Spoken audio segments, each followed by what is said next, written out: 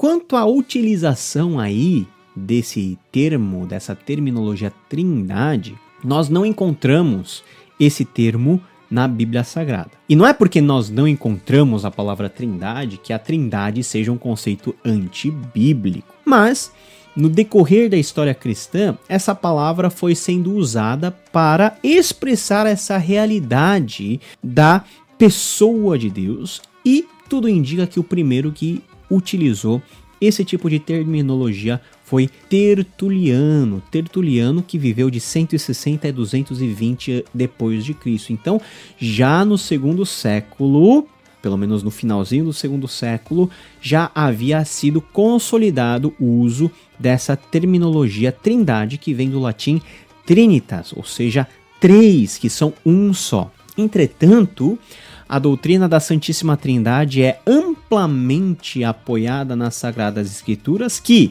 de forma progressiva, revelam o ser e a natureza das pessoas da Trindade, na ordem Pai, Filho e, por fim, o Espírito Santo. Nós já aprendemos que a palavra de Deus, ela é uma progressão de revelação. Então a revelação não cai toda junta no começo, mas ela vai sendo aos pouquinhos desvendada e aos poucos revelada. Então o Deus Criador, o Filho Redentor e o Espírito Consolador são descortinados e são nos apresentados dentro das narrativas bíblicas, a começar do Antigo e terminando no Novo Testamento, de forma progressiva, até que no Novo Testamento nós temos um vislumbre geral desse Deus uno, mas que é revelado de forma trina. Então, quando olhamos para o Antigo Testamento, nós não vemos a doutrina da Trindade numa forma acabada. É apenas com o Novo, é apenas pela encarnação de Jesus e pela expiração do Espírito Santo, aí que temos fechado aí a apresentação de cada uma das pessoas da Trindade. Baseado nesse conceito aí inicial, vamos explorar um pouquinho sobre como a doutrina da Santíssima Trindade ela pode ser verificada no Antigo e no Novo Testamento. Vamos começar do Antigo Testamento. Deus fala de si próprio no plural, lá em Gênesis 1:26 e 11:7. Façamos o homem à nossa imagem e semelhança. Muitas pessoas enxergam neste ponto que esse uso do plural remete à ideia de que o texto de Gênesis está defendendo que o Deus Trino já está se revelando nessa linguagem. É um argumento linguisticamente fraco. A gente costuma classificar esse uso do plural como um plural de majestade, mas também nós não podemos negar que o próprio Antigo Testamento, na forma como ela se refere a Deus, em muitos casos se refere a Deus tendo já pressuposto um sentido de pluralidade, que dentro do Antigo Testamento não vai ser definido, mas que com a revelação do Novo nós vamos chegar na conclusão. Essa pluralidade, na verdade, é o Deus Trino, aquele que é Pai, Filho e Espírito Santo. Mas também a doutrina da Trindade e os elementos da Trindade aparecem de forma bem, vamos dizer, sutil no texto do Antigo Testamento. Por exemplo, na utilização da expressão anjo de Yahvé, que é apresentado como uma pessoa divina em textos como o de Gênesis, e igualmente o Espírito Santo nos é apresentado como uma pessoa distinta. Há igualmente passagens nas quais o Messias fala e menciona sobre as outras pessoas. Entretanto, as evidências do Antigo Testamento não são conclusivas, porque, como eu falei para vocês, nós estamos falando de uma revelação que é progressiva. O Antigo Testamento não vai ter apresentado uma doutrina da Trindade, nem tampouco uma doutrina do Pai. Tudo isso vai ser vislumbrado de uma forma mais plena e razoável para o nosso entendimento somente com o Novo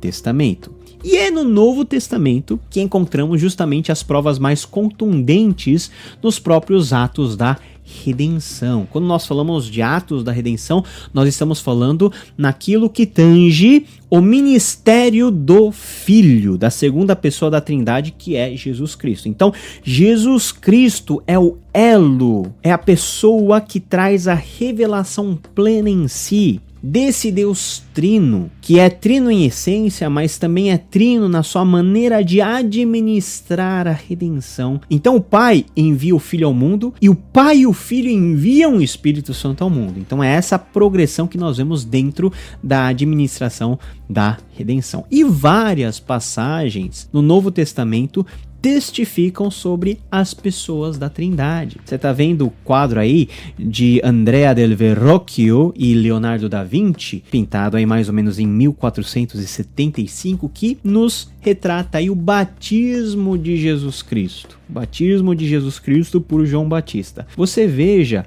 que nesse quadro nós temos o Cristo que é batizado, nós temos o Espírito Santo que pousa sobre Cristo em forma corpórea, e as duas mãos aí que mandam o Espírito Santo é Deus. Porque no batismo de Jesus nos evangelhos, como nós vemos lá em Mateus 3, Marcos 1, Lucas 3 e João 1, nós vemos que numa mesma cena estão presentes Pai, Filho e Espírito Santo. O Pai que fala, o Espírito Santo que desce como pombo e o Filho que é batizado. Então, de forma pictórica e visível, é um texto muito importante para nós testificarmos a existência desse Deus Trino que é separado, né?